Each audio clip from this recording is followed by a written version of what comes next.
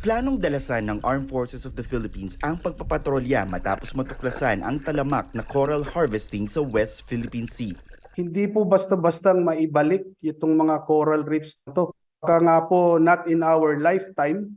Sa Rosolo, Iroquois Reef na mataan ang pagkaubos at pagkasira ng mga bahura, pero ang ganitong kwento ng mga iligal na aktibidad matagal na raw nasasaksihan ng mga mangingisda sa bayan ng Masinloc sa Zambales. Winawasak nila yung mga corals doon at kinukuha nila yung mga giant clam.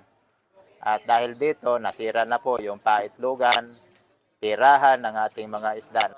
Dismayado ang 58 taong gulang na mangingisdang si Leonardo Quaresma dahil kung sila ay todo protekta sa likas na yaman ng Scarborough, ang mga dayuhan naman ang tuloy sa pagsira nito.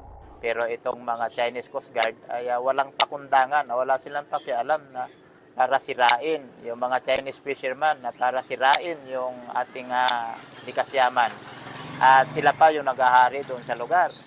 Ang mangingisdang si Efren Forones naghahanda na para sa isa na namang biyahe patungong Scarborough Shoal. Pero ngayon, iilan na lang daw silang bumabiyahe roon dahil maliban sa magastos, kakaunti na rin daw ang kanilang huli. Hindi kami makapasok sa loob talaga, sa loob ng Scarborough. Ay may nagbantay sa bukana. Ay dito lang kami sa labas, nakapundo.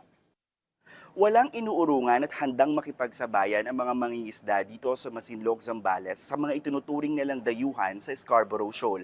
Pero ang hiling nila sa gobyerno, sapat na suporta, hindi lamang sa proteksyon kung hindi ang pagbibigay ng mga mas malalaking bangka para mas lubusan nilang matamasa ang biyaya ng karagatan. Mula rito sa Masinloc, Zambales, Tristan Nodalo, CNN Philippines.